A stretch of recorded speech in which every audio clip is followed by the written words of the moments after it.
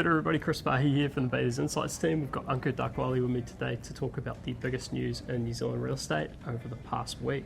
Just to kick it off, we've got some pretty cool news. So Ankur from our team just took the runner-up at the Emerging Talent Award for the University of Auckland's annual property celebration. Also Bayleys, we had a pretty good trophy one as well. This guy here for Graduate Employer of the Year in the property sector. So top effort, mate.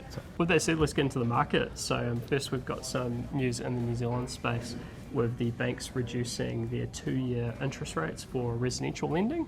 So this was a bit of a surprise reduction led by one of the banks who dropped their 2-year rate from 5.8% to 5.45%.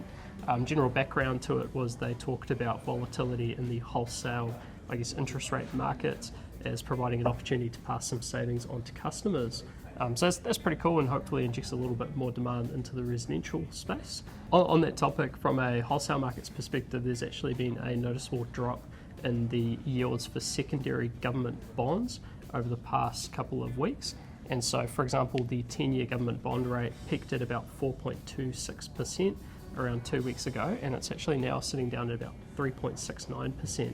And so this is reflecting a renewed outlook from investors that the rate of increase for interest rates might not actually be as high as expected, given some of the negative trends that are coming through the markets. So the changes that the government announced, the CCCFA Act in March, have finally come into effect on the 7th of July.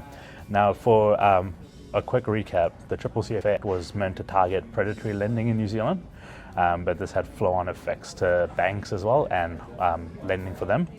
So the changes and the easing now include ignoring regular savings and investments that were previously counted as expenses, that people will actually change their spending habits once they get the loan, which was not considered previously, and the banks can clarify expenses and other large expenses from the borrower directly rather than getting the information just from the bank records.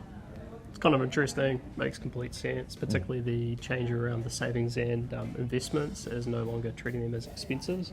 That's pretty cool.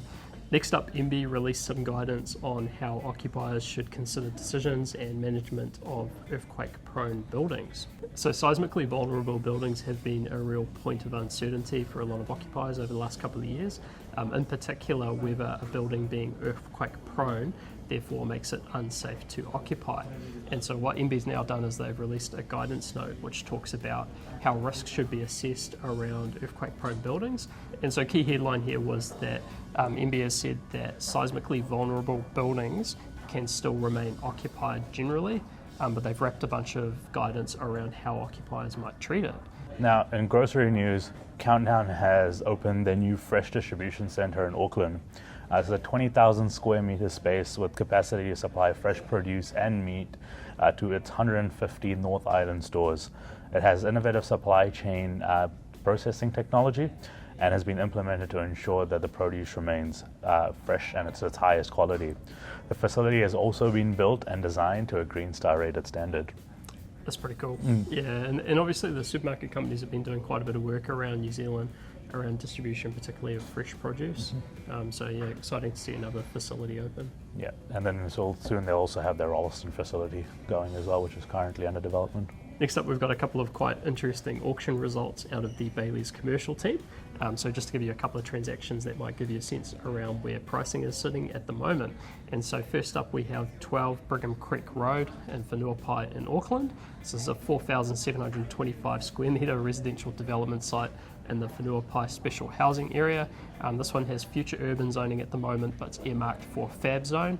This property sold for $3.45 million, or about $730 per square metre. That was Wesley Gerber and Matt Clifford from Bayleys Northwest. Second sale of interest is 2247 to 2289 State Highway 1 in Bombay in Auckland. This is a 32 hectare parcel of rural land. This one's pretty exciting because this has one of the iconic sort of fruit and veggie shops that you see as you're driving south out of Auckland. This property sold for $12.65 million, or about $39 per square metre on a primarily rural property. And that was by Shane Snyder, Peter Sullivan and Christina Liu from Bayleys Commercial and Bayleys Pukekohe. Next up, we've got 108 to 110 Nelson Street in Petone in Lower Hutt. 667 square metre refurbished industrial unit. This property sold for $3.1 million on a 3.72% yield. That was by Ethan Horrigan and Andrew Smith from Bayleys Wellington.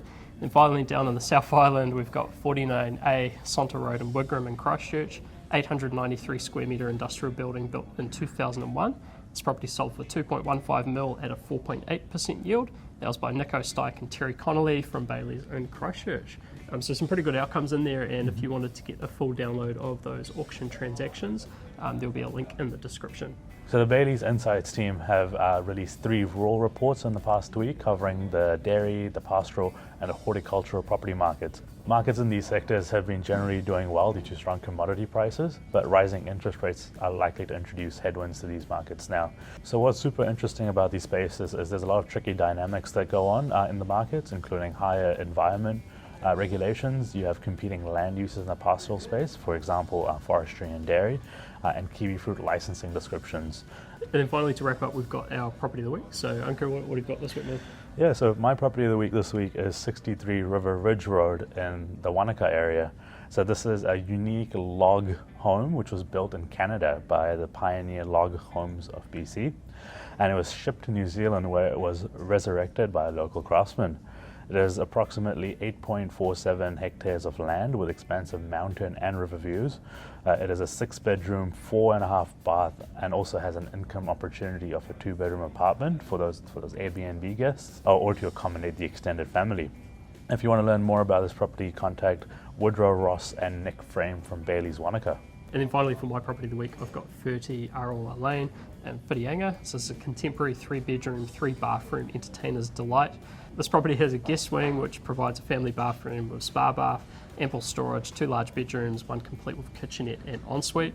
And if you want to learn more about this property, you can talk to Bev Calder or Cherie Henderson from Bayleys in Whitianga. With that said, we'll wrap it up here. So thanks very much. We'll see you next time. See ya.